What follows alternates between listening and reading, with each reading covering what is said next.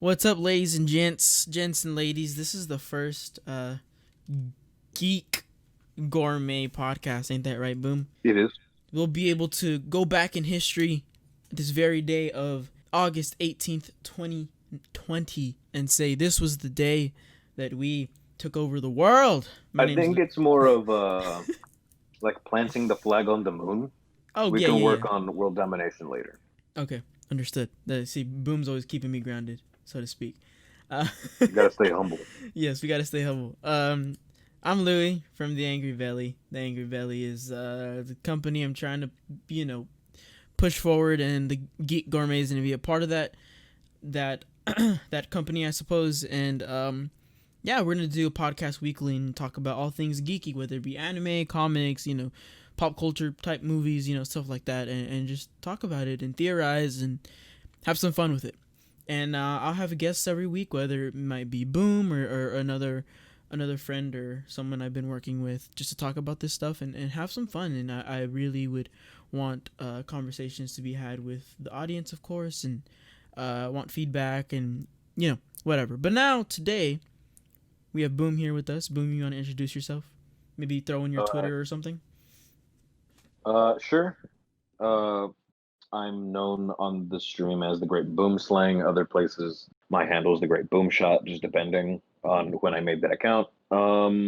My Twitter right now should be because I have two. Obviously, I have my personal one. Oh So yeah, the one that I'm gonna give out here is at TG Boomslayer. TG Boomsley. You heard it here first, folks. But aside from that, I pretty much consider myself Louis' manager and producer.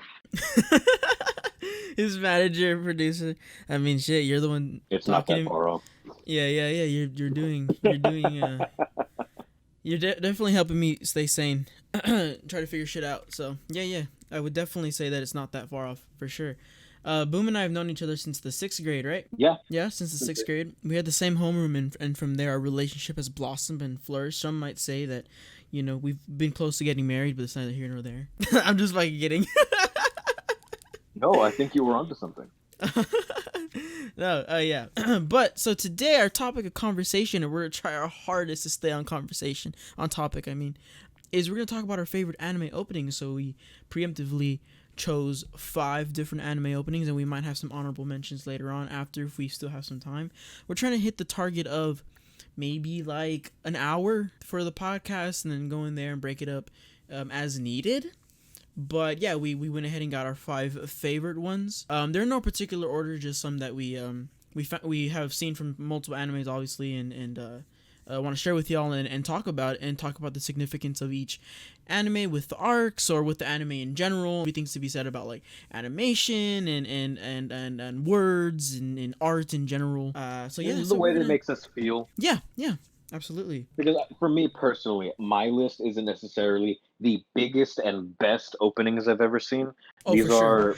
are just my favorite. Absolutely, yeah, definitely. And I feel the same way actually.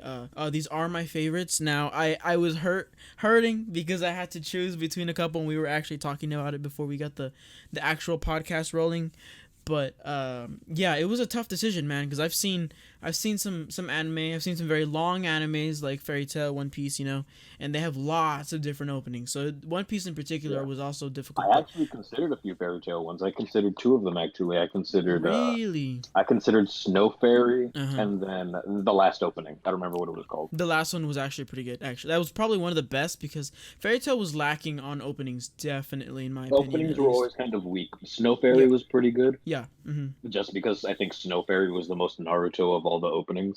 The most Naruto. Speaking of Naruto, that's gonna be my first pick. Is Naruto opening 3, also known as Bluebird, and we're gonna. This is how this is gonna work. We're gonna watch the opening. We're gonna talk about it for a little bit, talk about the significance and how it made us feel, yada yada yada, and then we'll move on to Boom, and then I'll throw up Boom's opening on the screen here, and then we'll just go like that. So then you'll see 10 openings here on the podcast, on the Geek Gourmet.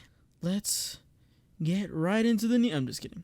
Like there's visual symbolism and stuff, but it's not like overly flashy in any kind of way. And there's Yeah, even that segment of it where they're just fighting, yeah, because that can just be seen in the show, right? yeah, But absolutely. I think between like the significance of the song itself, like the meaning of it, on top of some of the visual symbolism. And I mean, it's just kind of a banger too. So I mean, it's a classic. Yeah, yeah, yeah. That's kind of a prerequisite for being a good opening, right? It has to be It a has to be banger. a banger.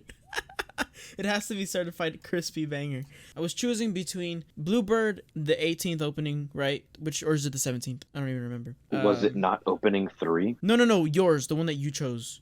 Oh, Silhouette is opening 16. Okay, sorry, excuse me. So I was choosing between 3, which is Bluebird, and then Silhouette, which is 16. And then I don't know how to pronounce the second Naruto from the original show opening. It's God, I don't want to butcher this pronunciation, but I'm gonna try. Harukanata? Something like that, right? The entire country of Japan is rolling at that pronunciation. I'm sorry. Can you say it, Boom? There you Haruka go. Kanata. Haruta Kanata. There we go. You probably say it faster, right? Anyways, doesn't matter. I was choosing between those 3, and I had a hard time because I was like, fuck, dude. Those are the second one is a classic, obviously, and so is the third one, and so is the 16th one. So I was like, dude. And then I'm kind of impartial to the 10th Shippuden opening as well. I feel that. I actually really like that one. It's just it's a good song in general, so I really enjoyed it. But the third one though just has this like kind of build to it. I mean, obviously you have Sasuke and Naruto, you know, like you said, the yin and yang kind of illusion within the opening itself, the animation, and so you kind of see that as a thing throughout all of the And between openings. them as characters. Yeah, throughout all the And- openings in general. All the openings, the entire show kind of leaves, especially after the events of the original Naruto, and then leading into Sasuke, why did you break our bond? And then Mhm. later you learn about the tragedy between the clans and stuff within the Hidden Leaf. Yeah. So And they pretty much got polar opposites. They're both freaks, yeah, like the clan yeah. within the Hidden Leaf, but Naruto having been like a freak and like an outcast as a kid, and then growing up to people generally liking him, Right. to where like the opposite is people didn't like Sasuke because he was kind of just a shithead and mean to everyone. Yeah. He was. That's the truth. And then he eventually ended up being a homicidal maniac. Yeah. And then eventually comes full circle and people just don't like him because he's generally mean, but Right. they end up on the opposite ends of the spectrum. One ends up an ally to the Hidden Leaf, the other one ends up an enemy. Well, But they both started generally in the same spot. I mean, so then looking back, that's why it makes, after watching the full thing or reading the full thing or whatever it is, right, in whatever capacity, you look back and you see an opening like that and you're like, well, holy shit, like the truly they became like yin and yang because the ones like, you know, the whole thing, Yeah. opposite ends of the spectrum, that whole idea. And so like you were saying, I would say even Naruto becomes the hero of the fucking shinobi world, you know. No, I mean, he's he pretty much a demigod at the end to them. no, he definitely isn't. And to that, I also watched Naruto the Last again last night, and Oh, okay. he, holy shit, like what? I know it's like a movie or whatever, but his chakra poked a hole through the moon. Like, you don't just do that. Oh yeah, it split the moon. You just don't fucking do that. Like, that's not how that works. And with such precision and power that it didn't like crack anywhere else. Like, it's just that one hole in like the middle of the movie, I think. And then later on, of course, then yeah, the whole other stuff happens. But just like that in general, like shows you like kind of how much of a demigod he became towards the end of the, or I mean, how powerful he really became towards the end. But yeah, no, that the significance for me in that was just the story's ramping up, things are getting crazy, the Akatsuki is happening. You don't know this yet, but Asuma dies, right? And it's kind of alluding to that, to who kills him or whatever, with him and his fight with Hidan inside of during the opening and during the show, obviously. And you don't know much about Kakazu, so that kind of stays under lock and key even during the opening. And sometimes openings do this thing where they kind of spoil things a little bit, and you're kind of like, oh, okay, Yeah. this character is taking this form in this opening, therefore we should see this during this arc, right? Or at least while this opening is up. And so I really do think that this opening did a really good job of giving us just a taste, but not so much to where we kind of already know everything, you know? Yeah, and I appreciate openings like that because having seen like the amount that I have, right, like the 70 something shows that I've seen, Absolutely, yeah. a lot of animes, whenever they do multiple openings like the same way that Fairy Tail, Naruto, Dragon Ball doesn't really have this problem. Mm-hmm. JoJo has this issue Mm-hmm. where to keep people's attention after so many openings, you have to start putting in the flashy stuff they haven't seen yet. Yeah. But Mm-hmm. because it's ripped from the manga, it's a little spoilery. Yeah. But Yeah. Definitely. JoJo is probably one of like the biggest culprits of this, where Understood. you can watch any of the openings, and if you've watched all the way through or read past like that part completion, Yeah. you will see spoilers all over the place. Like you Whether could you piece know it or together not, right? the entire plot. Well, Yeah. if you don't know what you're looking at, it doesn't matter, Right. Of course. Of course. right? Because it's subtle enough to be like, wow, that looks really pretty. Yeah. But when you go back and look at it, you're like, oh my god, how could I have missed this? Oh my god, how could I have missed? Yeah, no, absolutely. I understand. And I think going back to Bluebird, I think that is the perfect opening to actually you don't get any of that, right? You get tastes, but you don't get the full plate yet, right? You get the full Yeah, it's plate really whenever you're simplistic, and I think it benefits it. yeah, I think it's good, and it's very blue, and it has the separation between the normal anime art style and the Bluebird's feathers sets a very good, I guess, tone for the opening as a whole in terms of an artistic standpoint. Just because you're not used to seeing that type of art style with the feather, right, and its significance that So it it like holds. draws your eyes to it. Yeah, exactly, and you're like, ooh, pretty. I mean, aside from whatever it is, whatever story they're trying to tell within the opening, right? Because Naruto does this thing where, and I would say Naruto's really good at this. Is within their openings and endings, there's always like a story to be told, right? It's very designed and it's very articulated in a way that you feel like you're in a like you're watching a story unfold in those 1 to 2.5 minutes. And so, with that being said, like I said, I do think that the separation between the normal anime art style versus the feathers really shows how significant this Bluebird is, right? Or so but yeah, that basically is why I liked it so much. I mean, you don't have too much spoilers. The song is a banger, uh, It and is. and the animation is cool. And him falling from the sky, kind of just feeling himself. And once he gets down to the ground, it's time for action at that point, right? Like he's kind of flying through, and it's an awesome opening. But while we're on the Naruto train, we're gonna hit up Boom's choice for Naruto. I don't know what's going on anymore, Right. but I'm just gonna do my best. And you see him you see that like in the beginning and kind of in the middle, where it's all these flashbacks to the beginning of Shippuden, parts of like the end of the original Naruto series, Yeah, for sure. and then it'll cut back to the new stuff with Madara and Obito, and I think it's a cool parallel between like the significance of the lyrics themselves on top of the visuals reflecting kind of that mindset in a way. Especially that part that I said was my favorite, where he starts as young Naruto, starts running into Shippuden Naruto, and then puts on the Sage mode at the end. Yep. That I think to me that also reflects that mentality of I might not exactly know what's going on, but I'm just gonna do my best. Yeah. And that's him running forward into his challenge. Yeah. And that's a theme throughout the whole show with Naruto, right? Is he's always going head first. He's like, I don't know what's gonna happen, but I'm gonna try my best. And I think I think there's something to be said about that. Yeah. Naruto, I mean, him as a character isn't the biggest brain boy out there, No. but he does try his best. Yeah. Like Absolutely. no matter what. Mm-hmm. And that's really, it's not deep, right? But it's really endearing, Mm-hmm. and you want to root for it, like that mentality. Yeah. I mean, it's not harmful in any way, right? No, yeah, I wouldn't say it's like a bad mindset at all. No, for sure. Is it optimal? No. Is it bad? I would also say no.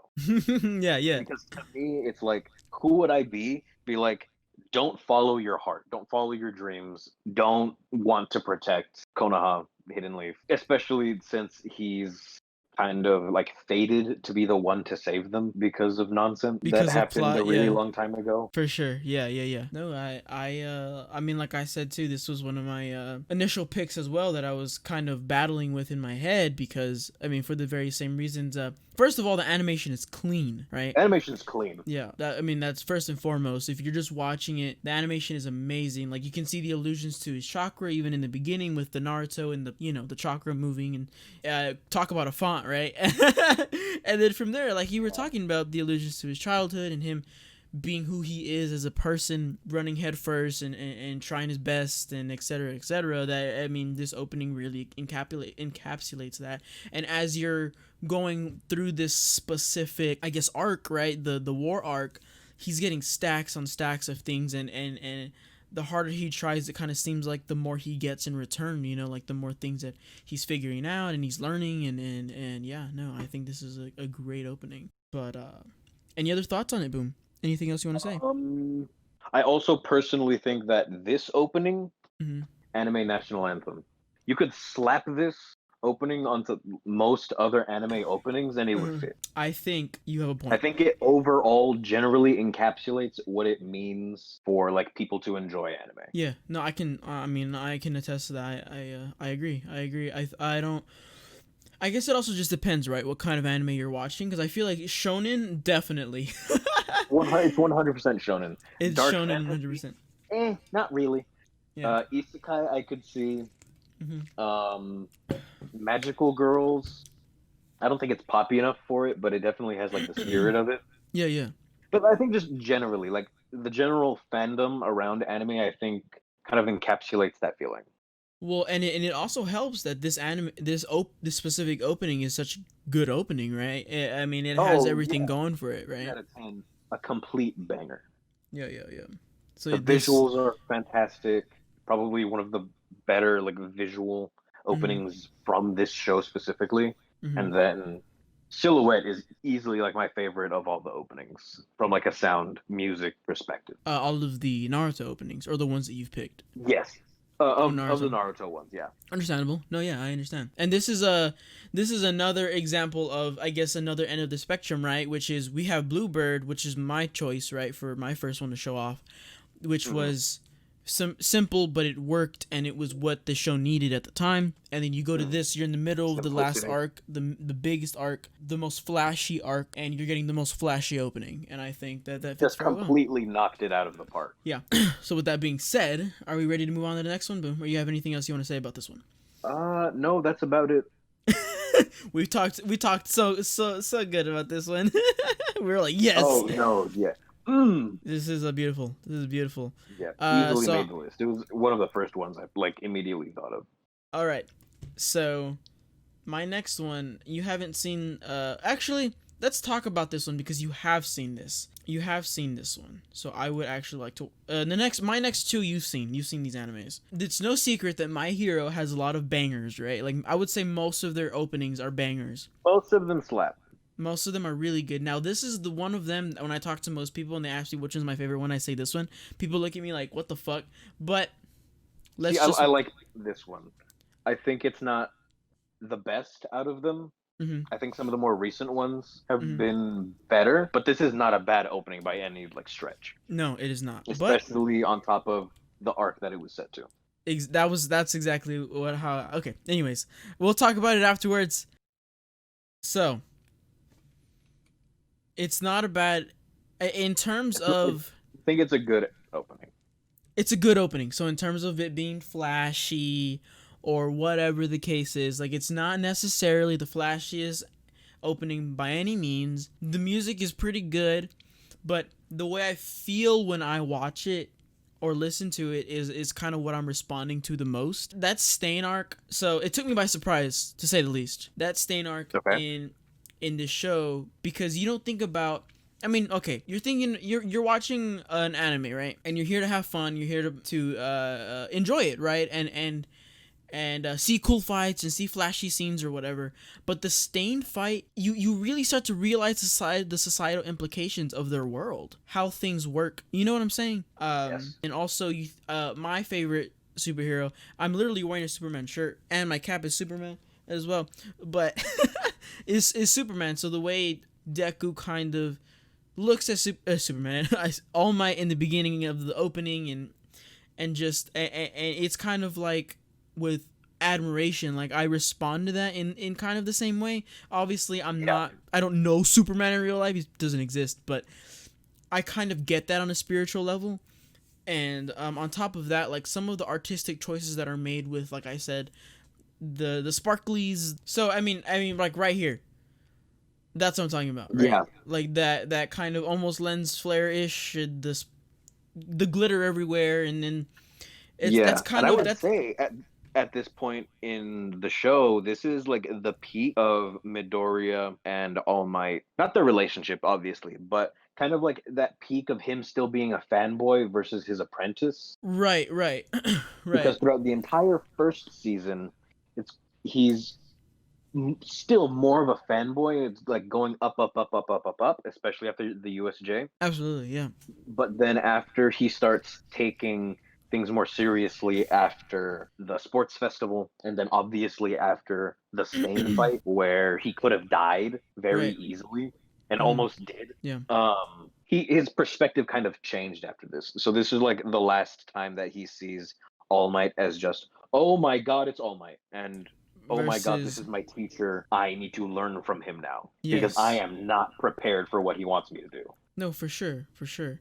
And so like with that, I kind of, and the reason so not only are the visuals really important, right, in the beginning, like we're watching again, but Mhm. there's the moment coming up right now where he actually holds his hand out as if he's passing the, see right there, like he's passing the torch on, and then you see him kind of in like the little background that they always use to signify, their power moving through each holder. And that kind of tells me Yeah. like he's passing on the torch, right, by the handshake, and by showing him kind of powering up a little bit during there. And that's a kind of, I mean, passing on the torch to be the symbol of peace is definitely like no easy task, right? Like Yeah. even in this make believe world. And on top of that, you have this music that kind of almost gears you up a little bit, but in the most subtle ways, right? And that's at least how I feel when I'm listening to it.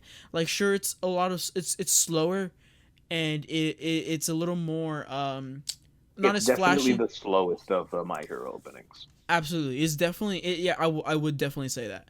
Um, But I think that also fits this arc no, for and sure, this and whole like season how we because were it's talking definitely about pain, not the yeah. most fast paced. No, Because because the sports festival is the sports I festival, said right? pain stain. I know. Sorry. With the sports festival, it's the fights, you're pumped, and then they're over. Especially Yeah, some of the shorter fights. Some of the shorter fights are literally seconds long. yeah, They like doesn't even get into like the double digits of seconds long. yeah. And they don't start getting really good until Uraraka and Bakugo. Oh, dude, that fight Uh, was good. that was a good fight. I loved that fight Yeah. for a number of reasons, but we're not talking about that right now. No, we're not. Um, and then Deku and the guy who brainwashes. I forget his name. Oh, me too. Uh, but Yeah, he comes back. He's a cool character. yeah. I know. Um, I know. the fight between Deku and Todoroki, which That was an has awesome fight it's a lot too. more emotion than action Mhm. until like the very end of it, where it kind of Mhm. peaks. And then Mhm. obviously the Bakugo Todoroki fight. Like the overall sports festival isn't super fast paced. It's No. almost jarring, Yeah. like the way the pacing's set up, because it's fight, fight, fight. We're gonna stand around and talk about stuff, and as like exposition is going. Right. But the season doesn't really hit its stride until the confrontation with Stain Yeah. after the sports festival. Yeah. And there's Yeah. a part in this opening. I think we might have already passed it, but it's where Tenya is kind of. There's a part where Tenya's like getting ready to run, and he kind of has this almost rebellious demeanor, which Yeah. coincides with the way his character kind of has the arc in the season from just being class rep, which is kind of all you really know him for in the first season, being the hyperactive class rep, into him being one in a long line of Ingeniums, Yeah. Yeah. Yeah. and then Yeah. his brother nearly being killed and being bedridden Yeah. because of Stain, and then he goes on like his hell-bent revenge quest. And I think that's really, I mean, it's definitely really important as a character to kind of go through that in a sense. Like, I don't want to say character development, but mostly like, I mean, I guess it does develop his character at the end, right? But Yeah, it's really like, see, this is the scene you're talking about. But yeah, that's the one. and I think it's really important for him. And talking about him specifically, I'm gonna move on to talking about how it kind of shows each character here alongside Tenya, right? We saw Bakugo, right? And we saw him kind of Deku kind of looming around him as those insecurities that he kind of feels, because I think he knows, not at this point, right? But he like knows that Deku is, at least on par with his abilities at this point, right? Like he Yeah, sees the potential. He knows that Deku's gonna at the very least be he's on like par with right him. on him. Yeah, and And for then some later, reason, there's a bit more power creep, and Bakugo becomes like clearly yeah, like a more capable fighter than him, and it's yeah, more like Deku playing catch up. But yeah. here is probably where like they're the closest in terms of abilities. Yeah, yeah. I mean, I would even say no. Let's not talking about that. We're not talking about that. Anyways, no, yeah. But in terms of this opening, I definitely think that there's not just the emotion between All Might and Deku, but then there's also the emotion with, like you were talking about, Tenya and his brother and Stain, that kind of love triangle of sorts of pain, right? And then you have Todoroki and his father, and here we have Ida. Um, and obviously we saw his brother in the reflection of his glasses, and then Ochaku's trying to become better, and then she's obviously like wasn't performing as well, and then just what I was talking about, we have Bakugo with Deku looming over him, and I this opening in general is full of emotions, and I appreciate it 100%. Yeah, I'm like with it. It works with the story. It works with what's going on. Because these arcs, or this season, they it humanizes the energetic class rep, right? Like you were talking yeah, about, and it kind of starts to humanize, and you see everyone's issues as they're going along, and how Deku's being passed this torch. That holy shit, who can actually take up this mantle, right? Like, it's yeah. just wild. It's just wild to me. Yeah. But We should probably move on to the next yeah, one. yeah, we're already gonna move on to the next one. I was already We pulling up talked about the this one video. for a long time. We did. It's okay. It's okay. What did do? So which one do you want me to pull up? You said the fourth one? Yeah, go ahead and do four. Oh, this is the show you told ETK to watch, correct? Correct. All right. Okay. So tell me about the context of this opening. So I'm gonna like talk about it as it goes. So Okay. that drill is something that the main character has had since childhood, Okay. and all of like, well, most of the humans that you see come from, well, actually all of them, but they've like surfaced at different times. They all were forced underground hundreds of years ago by a superior race of beastmen who Okay. subjugated them for plot reasons that you find out. And they were forced underground. And so they grew up not knowing what the surface looked like. They didn't know what the sun looked like. They didn't know what the moon looked like. They didn't even know about clouds. Oh wow. Okay. And so one day, uh, a monster comes up from the surface after the main character, Simon is his name, discovers, I think it was Gurren is his mech. It's pretty much, it's Gurren is just the head of that mech. It's the one that he's flying in towards the beginning in the clouds. Yeah. Yeah. Yeah. And it has this drill ability, Mhm. and so they drilled to the surface after doing the whole fight, and they kind of group up with all the other humans that you see Mhm. here. And I say them, it's him and the older looking guy. Here, I'll Yeah. point him out right now. So this is Simone. Yeah. Gurren is that head. It's this guy with the blue hair with the katana, and Okay. you'll see him again in a minute. Simone looks up to him. His name's Kamina, and he's kind Mhm. of always acted as like a big brother to him. And you see a few different shots here, looking from like a down this shot right here, looking from like a Okay. I saw. downward I saw. perspective, Yeah. Yeah. Yeah. perspective upward at him, like revering him, really respecting him. So these are like all the other people that they meet, right? And as like the show keeps going, you start to realize that this show is kind of the epitome of I'm gonna do whatever it is that I'm doing simply because I think I can do it. And then it will just work out if I believe hard enough. Especially, Okay. and you see Yeah. it there how the mech has like bigger silhouettes that go bigger, bigger, bigger, bigger. Yeah. Yeah. Because as the show like progresses, as they collect more people, I guess, and they because his mech has the ability to kind of absorb other machinery into itself, Mhm. and so it can possess bigger and bigger mechs, and so they get bigger and bigger forms of the mech Gurren Lagann to Okay. fight whatever it is they're fighting, and then like kind of tearing up each time is it's this representation of no matter how big the scale might get, I'm still going to win, no matter what. And by the end of the series, they're literally throwing galaxies like shuriken. Wow. Knowing that it gets to that point makes me kind of want To to that watch it more. scale. From that scale of me telling you, yeah, they were miners and they lived underground all of their lives too. Throwing galaxies. That's insane, And dude. it's super hype. The animation looks pretty simple, and I dig it though. I dig it. I love the animation. It's I think it's Studio Trigger. They're the same guys who did Promare Yeah, and yeah. what else? They Kill la Kill. Kill Kill. Yeah, I've heard of that one for sure. Man, But yeah. I kind And of then I mean I kind of want to the watch it now. song is kind of a bop too. Oh yeah, yeah, yeah. Yeah, I enjoyed it. I enjoyed this opening a lot, man. What are the tangible benefits of that? Speed, dexterity, agility. Speed. You gotta be aerodynamic. Aerodynamic. No clothes equals aerodynamic. Anyway, so is there anything else you want to say, or would you like me to move on? We can move on. Just Okay. because there's not a lot that I can say without massive spoilers. Yeah, I kind of want to watch it now. You've kind of sold me on this. No, they don't build mechs that big. That's the point, They though, don't. right? Yeah. So, as we all know, I've been on my Demon Slayer tirade. I imagine this one would have ended up being like this. But it's also a really pretty opening. Yeah. So, anyways, I've been on my Demon Slayer tirade, so we all expected this to happen. But here it goes. Now, I just want to mention that I had chills the entire time we were watching that. No, dude, I had chills like the entire time. it's fantastic. Okay, so like, here's the thing about this opening.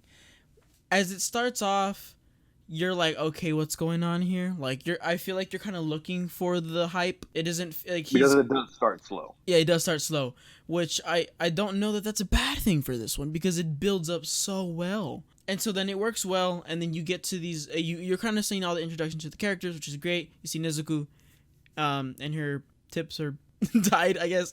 And then you see who's very obviously the villain, right?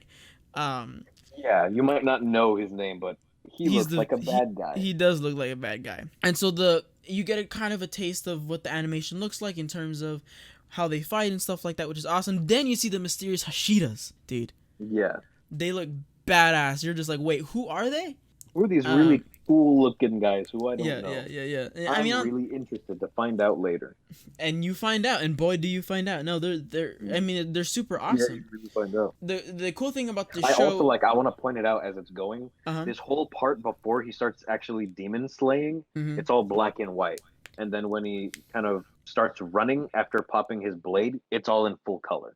Oh, yep. That's actually something really cool to point out, and then that kind of speaks to because I feel like at that point he had one mission, right? He had one thing to do, which was get strong enough to get to the point that he is at now. And then once he gets there, now he kind of has a new array of people and things that are coming in and out of his life and stuff like that. So I definitely think that can help speak and help. He also has multiple purposes.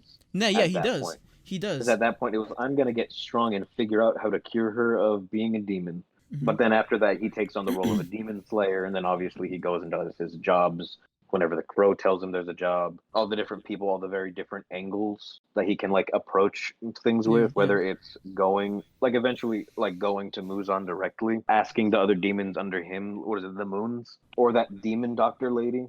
The demon doctor lady? Could probably do it too. Yeah. World opens up all the way after he becomes a demon slayer. But before it here, where he's just living out in the countryside, where there's like not electricity, even though we see that. I think it was Tokyo or just some urbanized town had electricity. Yeah. At even one point, I don't remember if I read this in the manga or not, but Zenitsu's actually making fun of him for not knowing what a train is.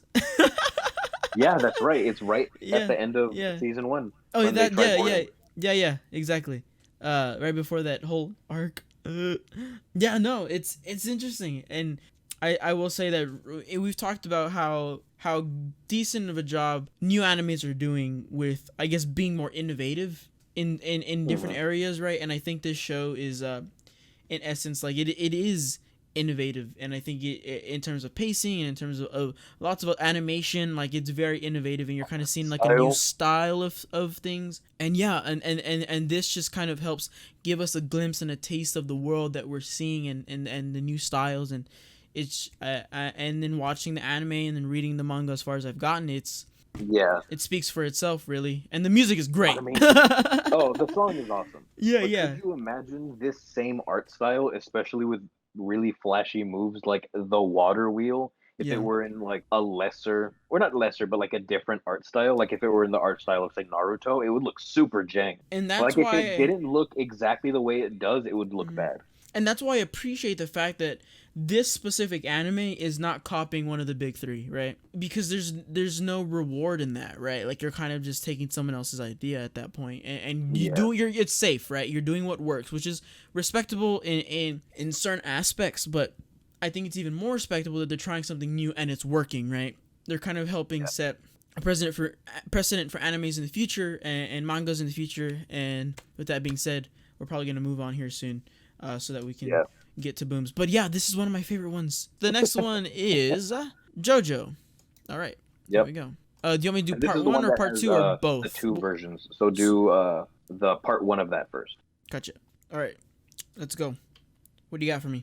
So this one obviously is really bombastic, and there's a lot of trumpets and stuff, Yeah, yeah. and there's a lot of really high highs to it, and Mhm. that's really reflective of the JoJo part that it comes from, because Mhm. this is from like an art standpoint and from like a story. Well, maybe not a story standpoint. Well, I guess from a story standpoint too, is like the most upbeat of all the JoJo parts, Mhm.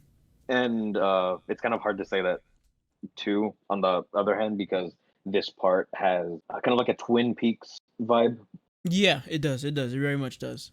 and there's a lot of details that you'll notice will change in the second Mhm. version when you see Mhm. it, Mhm. Mhm. and there's a lot of nuance to that in the way that it mirrors the way that this part goes, and I'll talk about it from the top as we keep going. So this is an important scene to remember of all the different stands coming out. Mhm. We'll bring it back to the beginning, just showing some of the characters.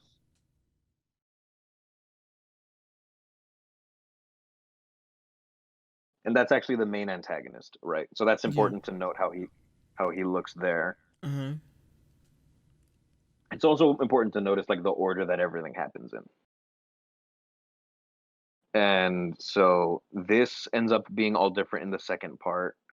This is wildly different in the second part. And there's like different characters popping up like in the way that they appear in the story. Mhm. This is also important how she comes from the shadow to the light and then is looking at the antagonist in kind of that real. Mhm.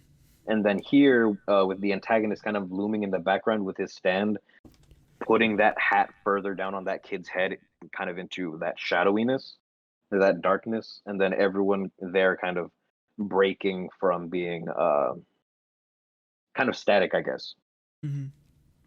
And so here we can move on to the second part. Okay. You want to pull that up? I will pull that up, sir. And so he just comes off of his training in a deserted island with the Dark King Rayleigh. So Rayleigh is the first mate, vice captain of the Roger Pirates. So Goldie Roger is obviously the pirate king, and that's why there's a whole like pirate era right now because they're looking for the One Piece. As I know you know this, Boom. So at this point, he has been away from his crew for 2 years, and so everyone has their like training, right? And so you kind of see it here in a little bit throughout the opening. They have little like their training's kind of like behind them at this point, so they have like little pieces from their training or whatever, and so um as the arc progresses, the arcs, I'm sorry, the opening progresses, you see Luffy using moves that he couldn't really use as much before because he couldn't really control them or he wasn't super efficient at using them, and now he's using Gear 3 right now, and usually whenever he uses Gear 3, he turns into like this little this like he gets really small for some fucking reason, and like now that's not really the case. And so you kind of see within the opening itself, like you see growth in his strength, and here you see like the differences. So first with the hat, it's Goldie Roger, and then you see Shanks, and Shanks, I know you don't like really know too much, but Shanks is one of the big dogs in the pirate world. And so he hands off the hat to Luffy, and then obviously now Luffy's like off on his fucking adventure. And so one of my favorite one of my favorite parts of this like anime in general is that, and the same could be said about a lot of animes, is that you run into the sunset head first to go chase your dreams, right? Like a lot of animes do this. I think at this point, and the arc that goes along with this opening is like one of the first times you're like, oh my god, Luffy just like did that. Like, wait, he might actually be able to pull this shit off. Not that you're not rooting for him in general throughout the show, but during the show you see him like lose a lot. Like he loses a lot. Like one of his first big fights he loses immediately. And so as you go through this arc, he's finally like using gear second and not like dying afterwards, or gear third. Now you're super excited, super pumped to see what his new powers are, or what the new things he's able to do. And the same thing with the whole crew, right? And so on top of that, the animation is really cool. It's really bright, which you would expect because you're chasing your dreams, everything. His future's bright, whatever. Per usual, you see like the sky in the background, and you know, just it's just that idea of a big, wide open world, which I mentioned before, is that One Piece has some of the best world building, maybe the best world building in all of like pop culture, in my opinion. And so this opening really alludes to that, and also the song is just really awesome. I really like the song a lot. Yeah, that's why I chose this one. I was kind of trying to decide between the first one or this one, just because they kind of hold similar significances within the show, but I ultimately chose this one because there's character development to this point, right? Like now you know things, and I think this does a good job of kind of blasting off the new adventure, essentially. So there you have it. There's that. This is your third one, and this is Beastars, correct? Or second one, sorry. Yes. I love okay, I'm just gonna say before you start talking, I love the integration of, I guess, the stop motion with the animation, because there is some animation that isn't, I guess stop motion, right? Yeah. And I just love it right here. Yeah, there you go. Where it's yeah, on top of the 2D. Yeah. And that was I've heard of this show. I've never watched it. And watching this, I'm like, holy crap. Is this how I'm going to ask you this. Is that how all the show is? Like, kind of like this? It's actually not. So interesting. Okay. But it's also not traditional 2D. It's actually in like this, it's 3D, but it's not cel shaded, but it's still in like this manga style. It's kind of weird to describe, but you'll know what I'm talking about when you see it. I'll have to watch a clip or something, or but like the it's first like episode. All 3D. Yeah. Okay. And they'll go 2D like in little snippets just to show like more expression when they want to express more emotion or something. But for the most part, it's in that like it's in that 3D. Like I would call it 2.5D style. 2.5D. Yeah. I love this opening because the Wild Side is one of the best anime openings I've ever heard in my life. This is a banger. No, certified. I liked it. Banger. I liked the music, and everything was very interesting. I enjoyed it. Super jazzy. I loved the trumpet. The band themselves is actually it's like an international band, I guess I would like to say it, because they're Japanese, American, French, and like whatever else. Yeah. And I love their sound because they integrate like all three of those languages into the opening. Yeah. No, yeah, you can hear it. Yeah, there's many different languages. And then here, it's cool to see that it goes from him hunting her at night, and then during the day, they're like friends and they're dancing. There's butterflies and stuff. Yeah. And then right after, when the lyrics stop and it like goes back to him, he's like clutching his head, panicking, and then a pool of blood, fur, and bone, and then it pans up to the blood moon, which it mirrors kind of like their relationship from his perspective in the show. Because in the show, their society it's really similar to Zootopia, but that's kind of where the kind of comparisons drop, because Beast, if Zootopia is like PG animal society, this is like TV 14 TV. No, it's definitely TVMA now that I'm thinking about it. And their society is built on this idea that there can only be peace if the carnivores stop eating herbivores naturally. Right. But it's not something where in Zootopia they explain it right in the beginning. Oh, after a bunch of evolution stuff, we no longer have like hunger pains to tear apart small woodland creatures. In Beastars, that didn't happen. They still want, like, by instinct, to rip them apart and eat them. Like, bloodlust and instinct is still very part of like a carnivore's lifestyle, Interesting. Yeah, yeah. and they either have to go out of their way to suppress it by illegal black market means, or just kind Mm. of live with it, and if Hope. you can't control it, risk murdering someone that you're close to and eating them. Wow. Wow. Interesting. That context And really it's not helps a like, lot. yeah, Yeah. and this society isn't one that's like segregated or anything. Everyone lives together. So that makes it Everyone even lives. harder for him. Yes, because it's not like they can get away from them. Wow. Okay. That was cool. That was a really cool opening. Thanks for showing that one, man. I really really liked that one. The art itself, it just from an artistic standpoint is amazing. The time and effort it went through to even do that. I mean, the lighting and Yeah. the lighting's a huge thing here. The lighting, like through the fur, but still silhouetting his face, is really cool. No, it's awesome. It's fantastic. With that And being that said, actually has to do with the show too, because she mhm, knows she got attacked one night, but doesn't know who attacked her. oh, it was him. Obviously. Yeah, Yeah, yeah, yeah. yeah, yeah.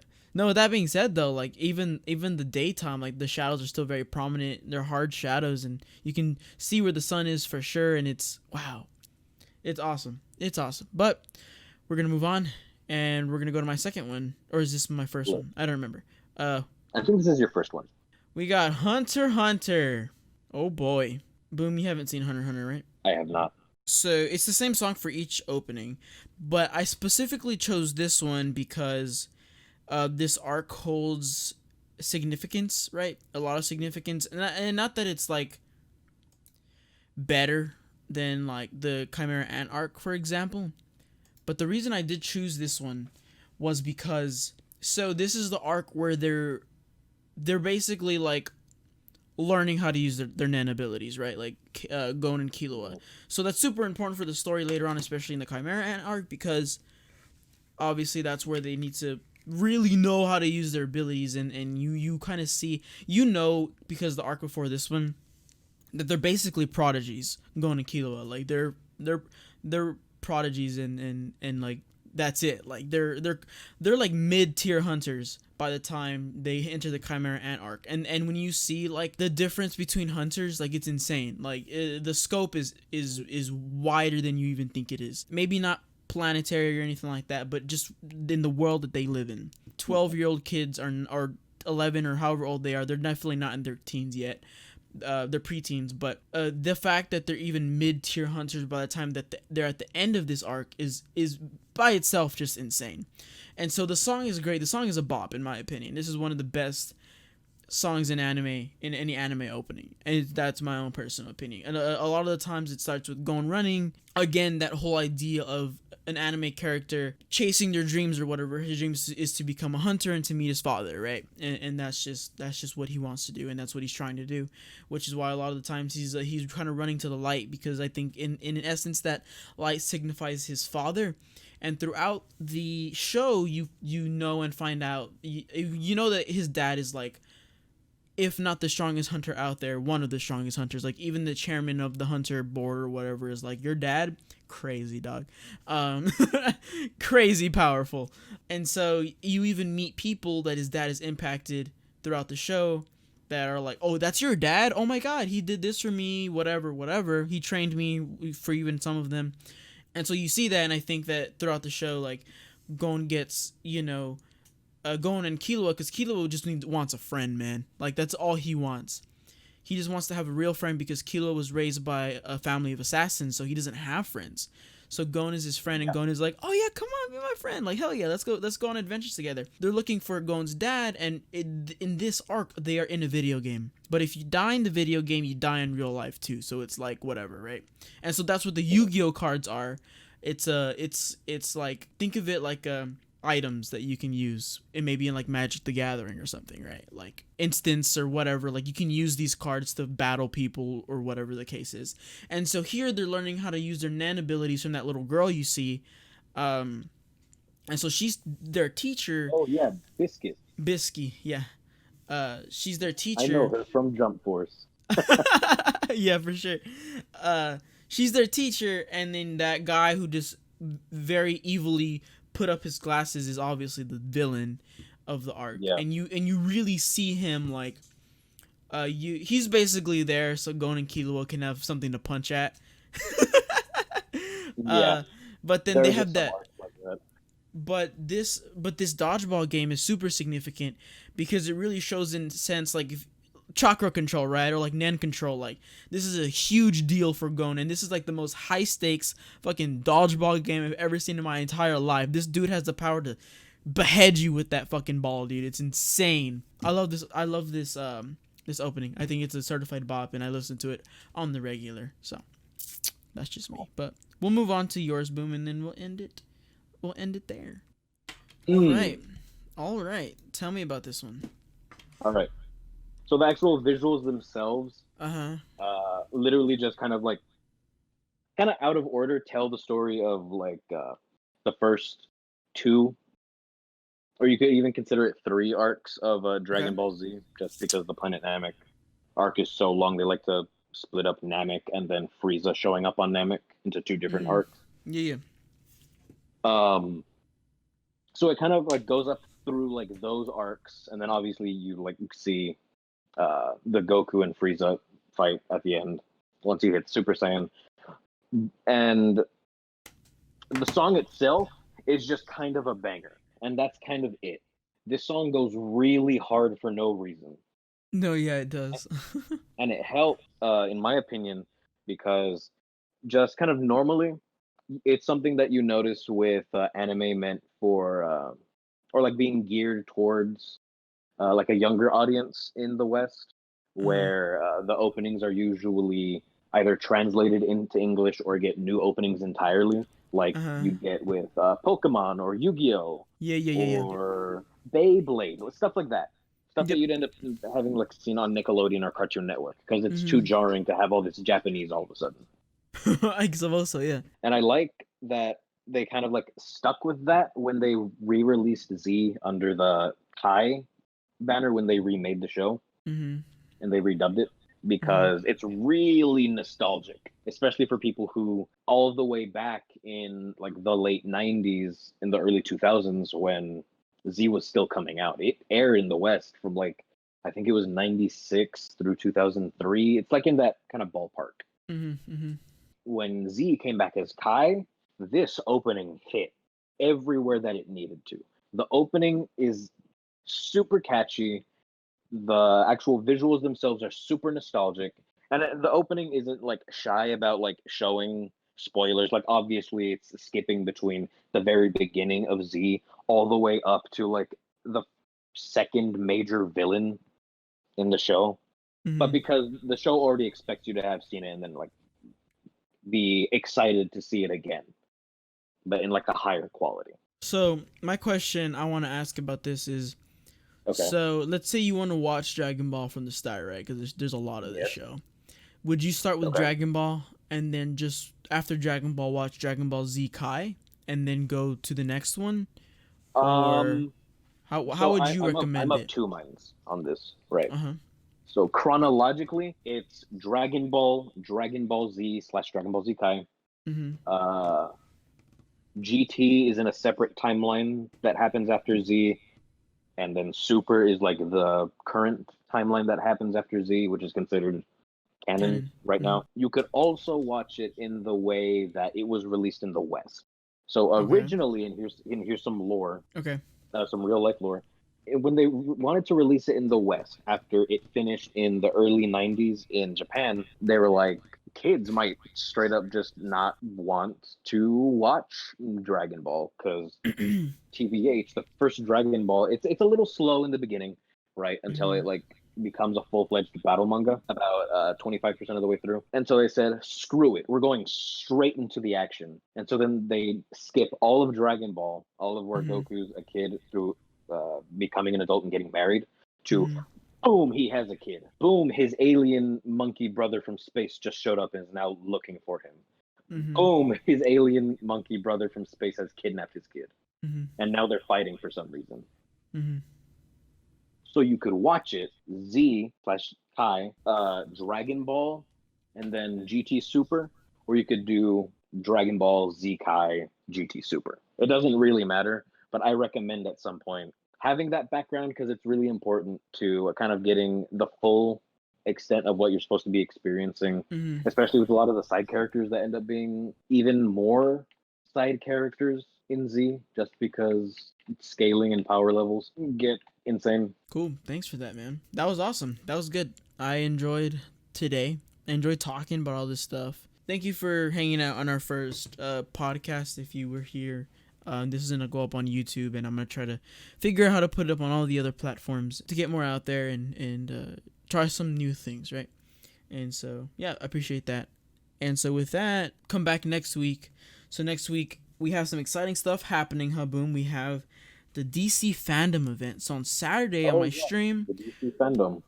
on Saturday in the stream, we're gonna stream a few panels and talk about it, and with with whoever's around. Just watch it at the very least, and then next Yeah, Tuesday or Wednesday we'll record another podcast. And boom, you're welcome to come back. Of course, Target Boo's gonna come on and talk about it with us. So if you're wanting to come back, I would be more than happy. But yeah, Target Boo's gonna come on next week as well, and yeah, be hyped for that. I'm actually awesome. really excited I'd about love it. to. So yeah, thank you for talking, Boom, and for showing me your picks, taking time out of your busy day. As always, remember to have fun, be safe, and to keep those bellies full. Kisses.